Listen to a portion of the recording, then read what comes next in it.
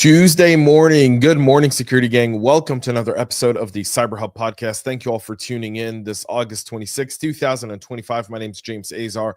I'm the host of the CyberHub Podcast. I'm also a cybersecurity practitioner, chief information security officer by trade. Thank you all for tuning in this morning. We've got a packed show for all of y'all. The goal of the show, get you everything you need to know about cybersecurity in less than 15 minutes. We always go over. Just gonna say, like, the goal's 15 minutes. I haven't yet met this goal. Like, I rarely meet the 15-minute goal because I blabber. So with that being said, let's get the show going because we've got a lot to talk about this morning, including several state cybersecurity incidents that are impacting services to civilians, as well as some more news from China and really how China's fueling this cyber crime economy that we're seeing, and so much more. So without further ado, join me for a coffee cup cheers this morning. I've got my double espresso coffee cup cheers, y'all.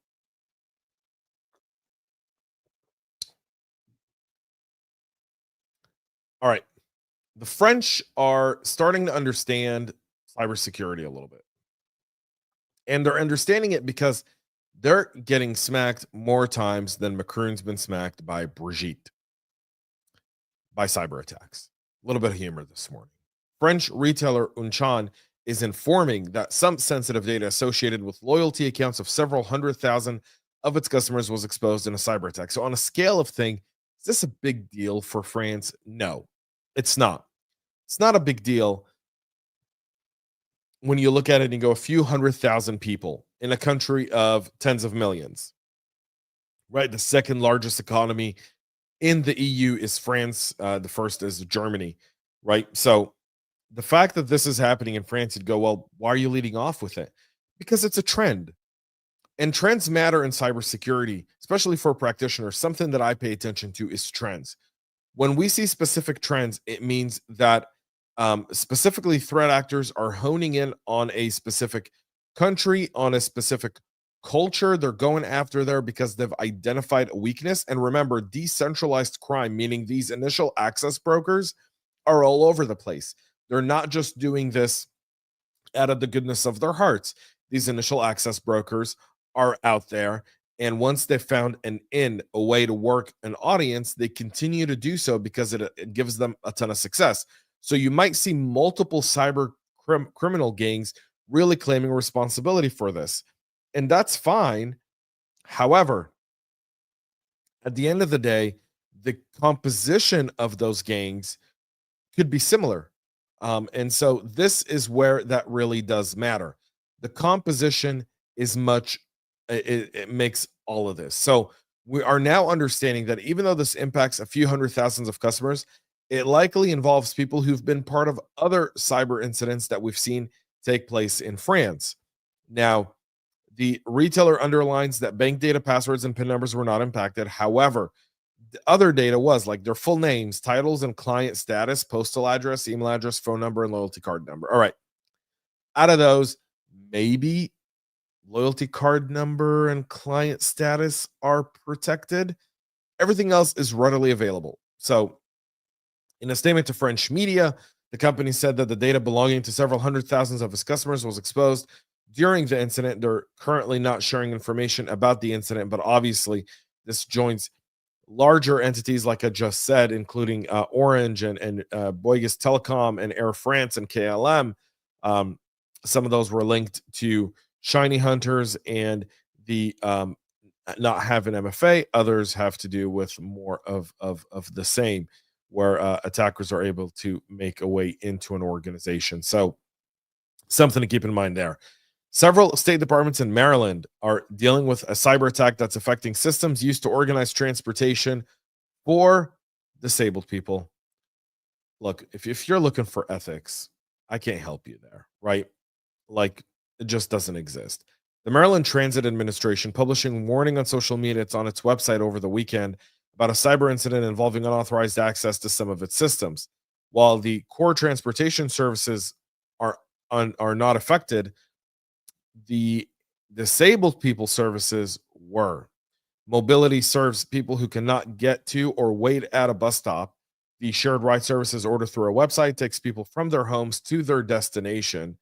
And again, this is the kind of service that makes this country unbelievably great. Like, sorry, a little bit of I'm a patriot. I love our country, and I also love our communities. These are the types of services that really empower the people who otherwise may not have the resources to be part of the community. That this transportation aspect is critical, especially in our country where we're not like Europe or other places where you could kind of like walk out of your building into a bustling place that can serve you. And many places that's not the case.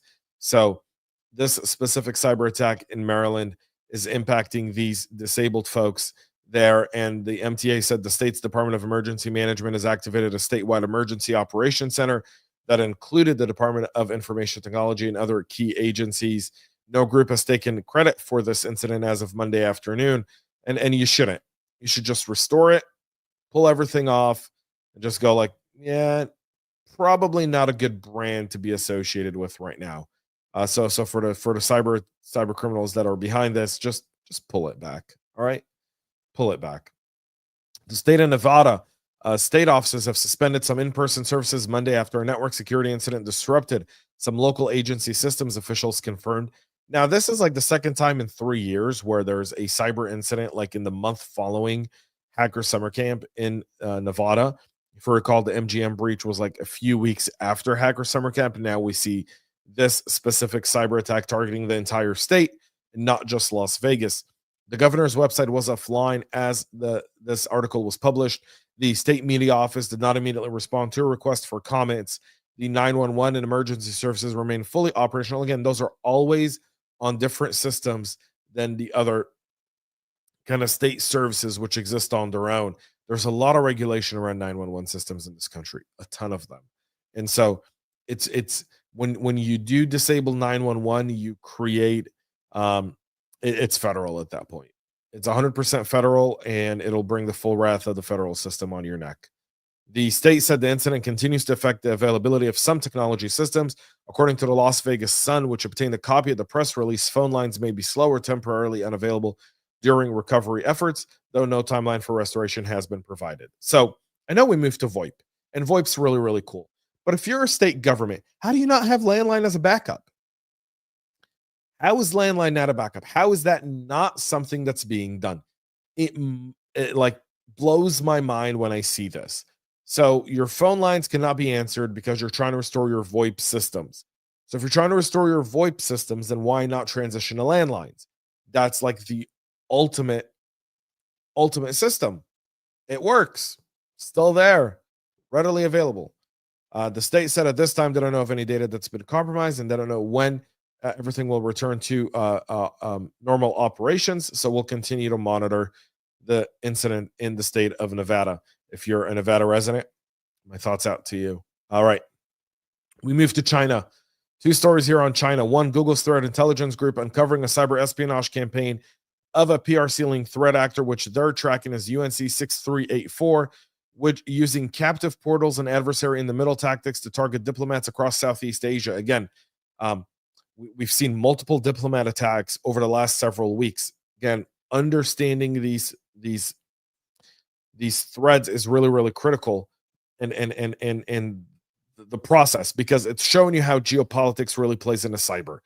And a lot of people don't like it, but we're not going to get political here. This isn't the issue of politics. This is more the issue of the fact that as kind of different countries refactor their politics, the Chinese are trying to get a foot in the door and target those diplomats in order to better understand thought of mind or potentially compromise information for blackmail purposes. The captive portals are the type of sign-in pages that we're all familiar with, that you log into a hotel Wi-Fi, but instead of leading to a legitimate login, they mimic VPN services or software update packages to deceive victims. Once the victim visited, they were served a digitally signed downloader tracked a static plugin, which in turn deployed the sugu.sec, a variant of the notorious PlugX backdoor. PlugX has been associated with Chinese-backed intrusion playbooks for years. The delivery mechanism is signed in. The execution technique is indirect execution and adversary in the middle technique to blend with normal traffic and avoid signature-based detection. That's why you need more than just signature-based detection.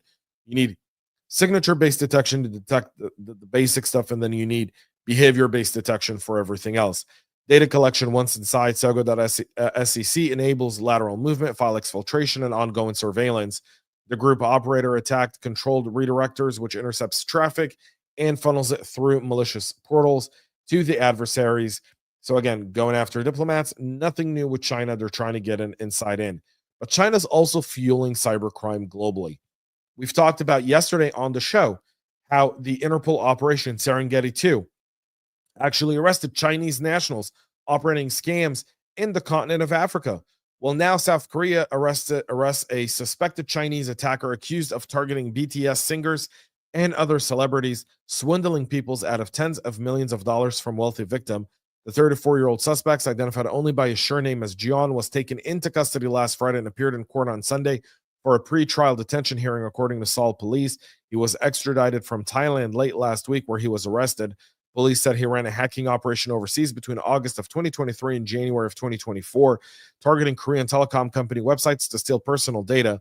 His group allegedly used the information to open mobile phone accounts under victim names and access their bank and crypto accounts, siphoning assets of more than 38 billion won or 28.9 million US dollars. The suspect admitted to some of the allegations while denying others. South Korea's Justice Ministry said victims included celebrities, corporate executives, and technology entrepreneurs. Local media reported that among those targeted was BTS singer Jungkook, who nearly had his securities account hacked after his military enlistment last year. His brokerage froze payments before any actual losses occurred. I don't know who that is, but if you're into K-pop and you can tell me more, then please do so. Thai police also arrested a 33-year-old man. That's a separate case from South Korea at Bangkok airport on suspicion of laundering crypto into gold bars for international fraud networks. The suspect denied the charges, but told police he had studied in China for 6 years before returning to South Korea to work for a company that converted digital assets into gold. Again, China's the head, not Russia, not Iran, not anywhere else. It all starts and ends in China. And if we really want to fight cybercrime and put a dent in it, then President Trump needs to even get tougher on China. The fact that he's letting 600,000 Chinese students into this country is absolutely repulsive. All right. CISA on Monday warning that a recent vulnerability in Git has been exploited in attacks, urging its immediate patching. The flaw CVE 2025-48384 is described as an arbitrary file write during the cloning of repositories with submodules that use a recursive flag. The issue exists because when we're reading configuration values, Git strips trailing carriage return characters, does not quote them when writing, does the initializations of submodules with a path containing the trailing CR results in altered path, and in the submodule being checked out to an incorrect location. This would allow attackers to manipulate internal submodule path, which results in Git writing files to unexpected locations and initializing the submodules in those locations. The patch was released on July 8th. Datadog warned of a proof of concept code targeting the bug has been released. So you want to make sure you get this patched up. The vulnerability only impacts macOS and Linux systems. Differences in control characters usage render Windows machines immune to the security defect. That's a first. If you're a Windows user, you might be cracking a smile right now. You might be looking at me as a macOS user going, ha, ha, ha. And there it is. The tide has turned, potentially. This issue was resolved in Git versions 2.43.7, 2.44.4, 2.45.4, 2.46.4, 2.47.3, 2.48.2, 2.49.1, and 2.50.1. So make sure you get that patched. While India and Pakistan's kinetic war ended, the cyber warfare still continues to take place, not really in the shadows, but public. Pakistani-linked state-sponsored cyber spies are targeting Indian government and defense entities with some tailored malware and a fresh campaign, according to researchers. The group's been active since 2013. They're known as Mythic Leopard, or APT-36. They're known for their cyber espionage campaign aimed at Indian government entities.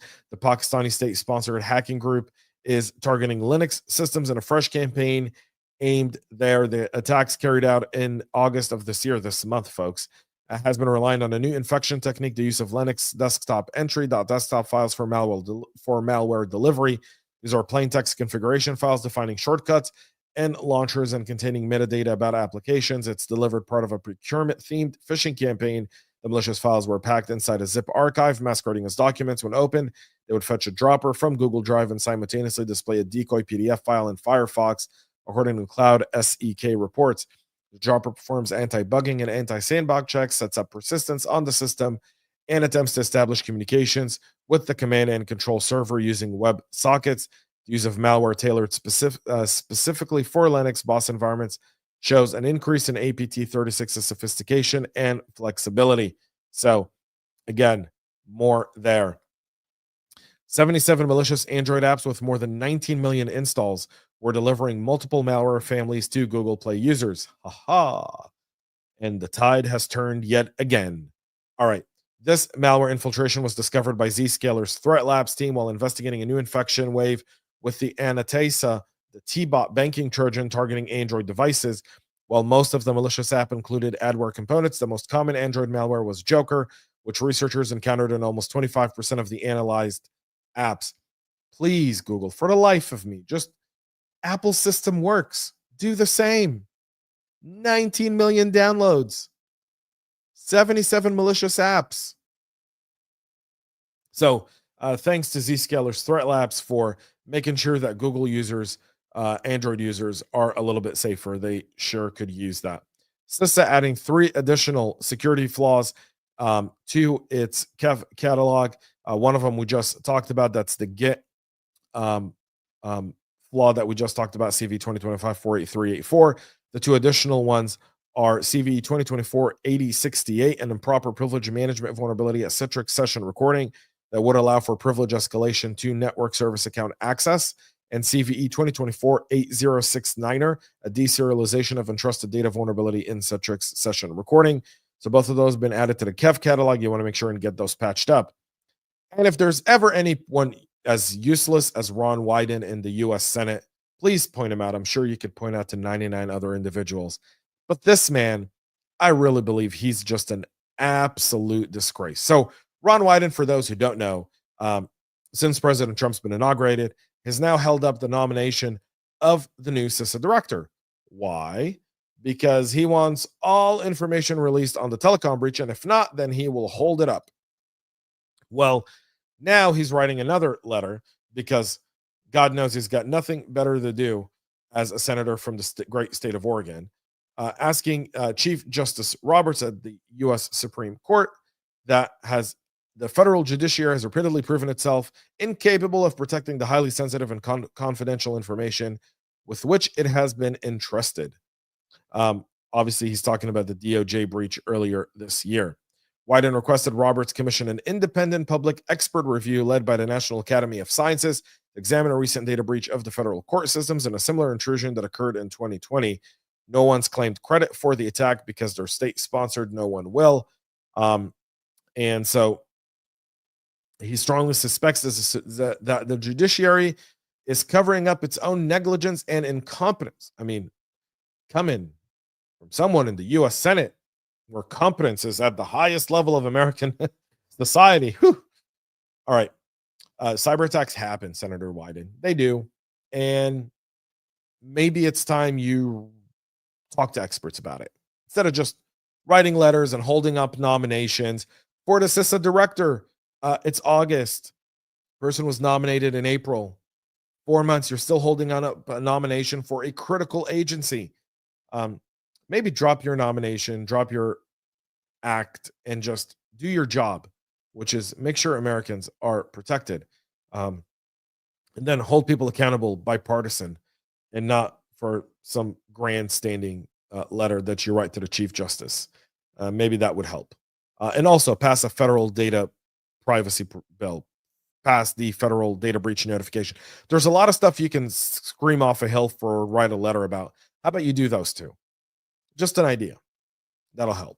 That's it for our show this morning. We'll be back tomorrow at 9 a.m. Eastern live with all the latest cybersecurity news. Until then, make sure to subscribe, follow, share, like, comment. Let us know your thoughts on the stories. You can check out more at cyberhubpodcast.com. Have a great rest of your day, y'all. Thank you for tuning in and stay cyber safe. We love feedback, so make sure to connect with us on social media and subscribe to our podcast on your favorite podcast listening platform.